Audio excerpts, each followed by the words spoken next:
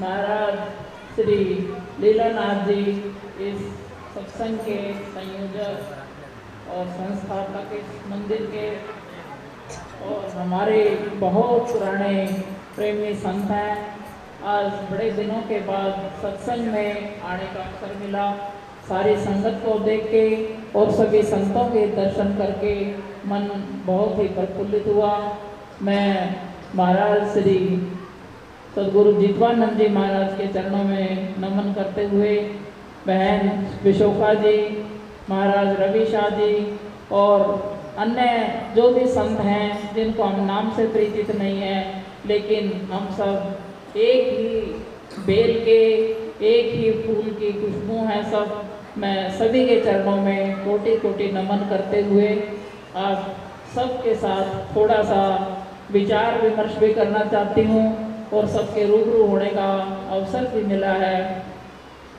सत्संग सत्संग सभी कहें और सत्संग लख्या न जाए, जो सत्संग की महिमा लख गए वो बोहड़ जन्म ना पाए। सत्संग सभी कहते हैं, सभी करते हैं, हर किसी का सत्संग करने का अपना तौर तरीका सबका अलग है, लेकिन सार सभी संतों का एक है, सार किसी का अलग नहीं है। जैसे हमारे हिंदुस्तान में ना जाने जगह जगह पे राज्य में प्रदेश में अलग अलग मान्यताएं हैं। आज के टाइम में जाके देखो, बम्बे के अंदर गणेश की बड़ी मूर्तियाँ विसर्जित होती हैं, पूजा होती हैं, वंदना होती हैं। कहीं कोई हनुमान जी की कर रहा है, कहीं कोई शिव जी की पूजा कर रहा है, कहीं कोई किसी अन्य देवताओं की पूजा कर रहा है। और हिंदुस्तान में अब जैसे ही त्योहार आएगा दिवाली का, लक्ष्मी पूजन सब करेंगे। कोई महाराज शिव जी की पूजा कर रहा है, लेकिन इन विचारों के अंदर एक बहुत बड़ा मतभेद है। अगर शिव जी की या लक्ष्मी की पूजा करने से धन धान्य हो जाता तो मेरे ख्याल से हिंदुस्तान के अंदर ये लक्ष्मी की पूजा होती है। हिंदुस्तान जैसा धनी देश कोई नहीं होता, क्योंकि लक्ष्मी तो धन की देवी है, वो तो धन बरसाती है। लेकिन उसके बावजूद भी अमेरिका में देखो, कनाडा में देखो, हमारे देश के बच्चे जवान बच्चे पता नहीं किन किन कठिनाइयों को भुगतते हुए और कमाई के लिए दूसरे देश में जा रहे हैं। जो वो धन की लक्ष्मी हमारे देश के अंदर है, तो उस धन प्राप्ति के लिए कहीं और हम क्यों जा रहे हैं? इन विचारों के अंदर मतभेद है। हनुमान जी की हम पूजा करते हैं और सेना के ऊपर, बॉर्डर के ऊपर जाके देखो कितने हमारे सैनिकों को दूसरे देश के उग्रवादी आके मार देते हैं। हनुमान जी क्यों नहीं रक्षा करते?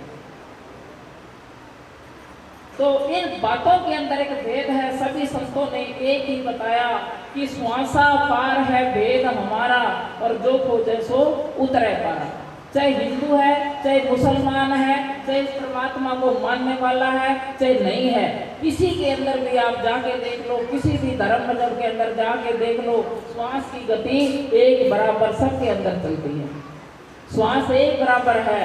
मतों में हम अलग अलग हैं, कोई किसी को मान रहा है, कोई किसी को मान रहा है, लेकिन वो परमात्मा नाम की सत्ता सांस के द्वारा हम सब के अंदर चलायमान है। जब इसके अंदर ये गति खत्म हो जाती है, उसी टाइम कहते हैं राम नाम सत्य है। राम नाम सत्य उसी टाइम हो जाता है। तो सभी संतों ने, महापुरुषों ने श्वास की गति के ऊपर जोर दिया कि श्वास के बारे में कहाँ से ये आ रही है और कहाँ ये चली जाती है। इसी की खोज करने का नाम सत्संग है। सत्संग के साथ जुड़ के सिर्फ हम ये भेद जान सकते हैं, ये खोज कर सकते हैं, और इसी खोज से हमारा कल्याण होगा। हम आरती करते हैं, आरती में कहते हैं श्वासा पार है भेद हमारा, जो खो जैसो उतरे पारा। श्वासा पार है आद निशानी, और जो खो जैसो है दरम्यानी।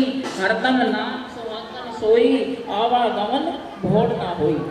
ये हमारा जो जीव इस जन्म और मरण के चक्कर में फंसा हुआ है, ना जाने कौन सी कितनी योनियों के अंदर हम भुगत के अभी आए हैं, और आगे कितनी योनियों को हमने और भी भुगतना है। सभी धर्म ग्रंथ सभी कहते हैं बड़े भाग मानुष तन पावा, सुर नर मुनि जन ग्रंथन गावा। कि सुर ने, मुनि ने, जब सभी ने इसको बात को कहा है कि बड़े भाग से ये मानुष तन मिलता है। इसकी इतनी बड़ाई मानुष तन की करी है, और मानुष तन को लेकर भी अगर हमने उस सत्य वस्तु को अगर नहीं पहचाना तो हमारा जीवन मर जाना है, मर जाने से भी बढ़िया है। इसलिए संतों ने कहा कि जग में है सत्संग बड़ा, संता संग मिल भव सिंध तरोरे, और ये भी तुझसे ना बने, कुछ नाम रटो कुछ दान करो रे।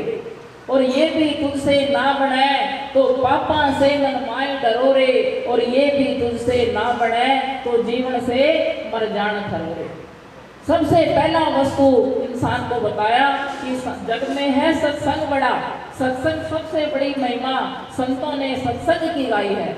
महाराज कबीर साहब ने भी कहा है कि राम बुलावा भेजिया और दिया कबीरा रो, और जो सुख साधु संग में वो बेकुंठा ना हो। साधु संग में क्या मिलता है? हमारे को हमारा भेद मिलता है। अभी हम सबके साथ जुड़े हुए हैं, ये हमारा गांव है, ये हमारा शहर है, ये हमारा देश है, ये मेरी माँ है, ये मेरा भाई है, ये हमारा घर है, लेकिन ये मेरा मेरा कहने वाला कौन है, इसकी जानकारी सिर्फ संत ही दे सकते हैं। इसके अलावा और ये जानकारी इनके पास ही है, और कोई हमारा संतों के साथ व्यापार नहीं, व्यवहार नहीं, रिश्तेदारी नहीं। एक ही रिश्ता है कि हम उस सबके साथ जुड़ जाएं, नाम के साथ जुड़ जाएं। लेकिन हम करते क्या हैं? ना सेवान की आस में तरने आया वे नाते, कैसे छोड़ है पाड़ से लगी हमें फांसी। ना सेवान की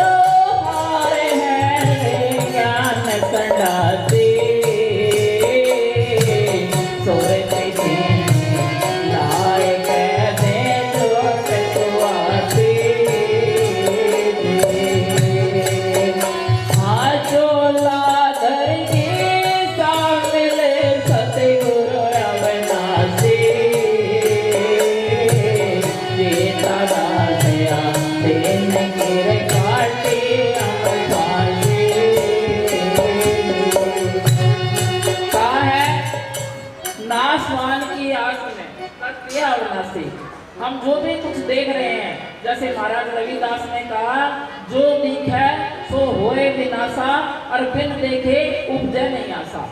जिस चीज को हमने नहीं देखा तो हमारे मन में कोई आस नहीं है उस चीज की, कोई चाहत नहीं है उस चीज की, कोई इच्छा नहीं है उस चीज की। जिस चीज को हमने देख लिया ये भी पक्का है कि वो विनाश होएगी, वो विनाश होएगी। जो भी हम देख रहे हैं, जो देखे सो होए विनाशा, और बिन देखे उपजे नहीं आशा।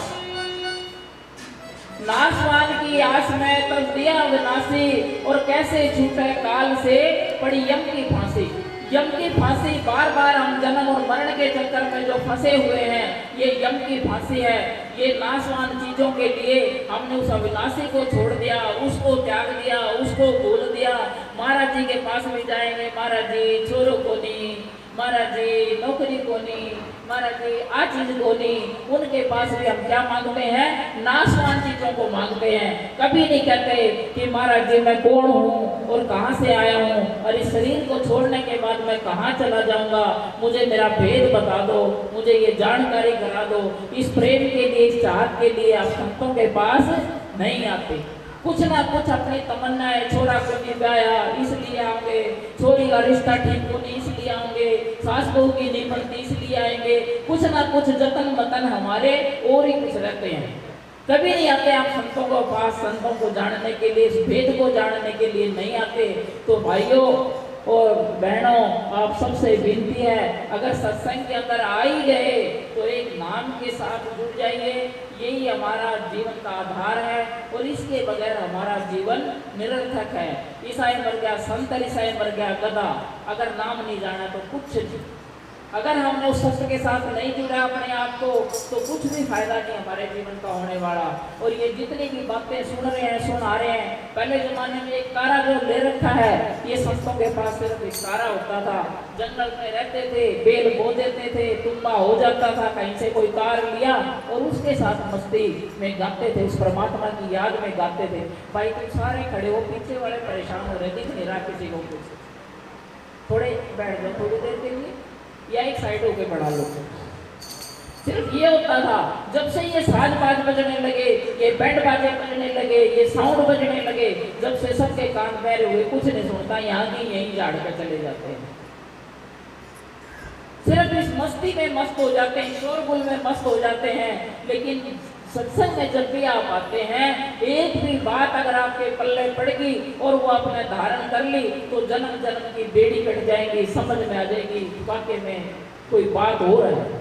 एक बार की बात है, एक भगत था मेरे जैसा बावड़ा, उसको कोई साधु की संगत मिल गई, साधु रोज ज्ञान सुनाते, सत्संग करते, उसके भी कुछ मन में आई, कोई बात तो है, कुछ इतना झमेला सा छिड़ रहा है, ज्ञान पता नहीं कि मैटर के है। वो कहने लगा, महाराज जी छोटा मोटा नेम मैंने भी दे दो, मैं भी कुछ कर लिया करूँगा, फालतू बात तो मेरे कोई समझ में आती को नहीं। कहने लगे भाई तू क्या कर लेगा? कहने लगा छोटी सी कोई बात बता दो, ज़्यादा ज्ञान मैंने नहीं आता।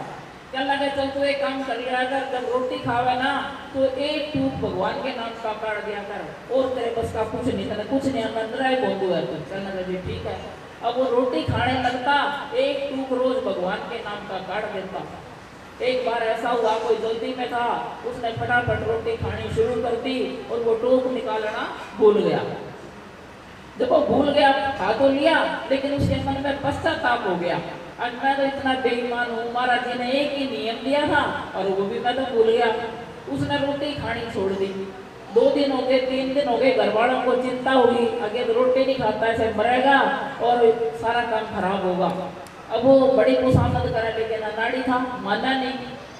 आखिर उसके घर वाले ढूंढ ढांड के उस महाराज जी को लेके आए, लीलानाथ जी पहुंचे, कहने लगे भाई कोई बात तो नहीं, खा ले रोटी, आगे ध्यान रख लिए, आगे ना के लिए सब काम नू बोला, महाराज जी को नहीं समझौता हुआ, मैं तो पागल हूँ, मैं तो फिर भूल जाऊंगा, मैंने तो पक्का जतन बताओ, नहीं तो फिर गड़बड़ होगी, या तो पक्का काम करो। कहना लगे बड़ी मुश्किल, महाराज जी ने भी मुश्किल हो गई, अब करे तो करे कि। अब महाराज जी बैठा ध्यान लगा गए, आगे उस परमात्मा को बाबा रामदेव जी को प्रकट करा, क्या महाराज जी तो मानने को नहीं भगत, इन्हें समझाओ। अब बाबा रामदेव जी कहे कि भाई ये तो पंगा हो गया, हमने तो इसके साथ जुड़ना पड़ेगा। बोले के होगा? जब भी ये रोटी खाने लगेगा तो हाथ पसार के अपना टूक ले लिया करियो, इसके सामने प्रगट होना पड़ेगा। जब भी रोटी खाने लगेगा तो इसके सामने प्रगट हो गए, रोटी अपनी ले लिया करियो। कहने लगे चलो ठीक है, यही काम करा करेंगे। अब रोज की रोज का काम, एक बार विष्णु भगवान रोटी खाने लगे और वो माता लक्ष्मी रोटी लेके उनकी आ गई। वो कहने लगे 1 मिनट रुक जा, मैं एक बार कहीं काम जा रहा हूँ। अब वो रोटी की थाली छोड़ छाड़ के और फट उस भगत की रोटी लेने के लिए उसके सामने प्रगट हो गए, रोटी ले ली। माता लक्ष्मी ने सोची सा भगत तो ज्यादा ही कोई खास बात है इसके अंदर है, जो भगवान रोटी छोड़ के इसकी रोटी लेने गए हैं, तो इसका तो प्रसाद अगर मुझे भी मिल जाए तो मेरा भी कल्याण हो जाएगा। अगले टाइम जब उसका रोटी का टाइम हुआ तो विष्णु भगवान के साथ माता लक्ष्मी भी चल पड़ी। जब भगवान विष्णु ने अपनी रोटी का टूक ले लिया तो माता लक्ष्मी ने भी अपना हाथ आके निकाल दिया, क्या लगे मेरे को भी दे दो। कहना है बेईमान ने कहा मत उतरो, एक टूक की क्या रखी है, दूसरा नहीं दूंगा। तो नियम का कहने का मतलब ये है कि नियम के अंदर भगत बंध गया तो भगवान को भी उसके साथ बंधना पड़ा। लंबा चौड़ा मामला है नहीं। महाराज नानक साहब, रविदास जी, कबीर साहब ऐसे करते हैं, इतनी सी बात है, समझ में आ जाए तो। अरे नहीं तो कितना ही डाटा जोड़ लो, कितना ही दिन रात लगे रहो, समझ में आ गई। जिस दिन बात थोड़ी सी है, लेकिन जब तक समझ में नहीं आती, जन्म के जन्म बीतते चले जाते और बात हमारी बढ़ती नहीं है। तो मैंने थोड़ा समय ज्यादा ले लिया, उसके लिए माफी चाहूंगी। शब्द मुझे गाने नहीं आते, इसके लिए आप सबसे क्षमा प्रार्थी हूँ। बोलो साधो सत साहेब। मानव कल्याण के लिए बहुत सुंदर बड़ी मीठी बात भाई साहब भी